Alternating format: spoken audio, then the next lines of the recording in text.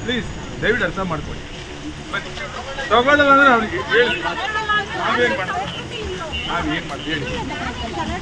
ಆಯ್ತಮ್ಮ, ಈಗ ನೀವು ನೋಡಿದ ತಗೊಳ್ಳಿ.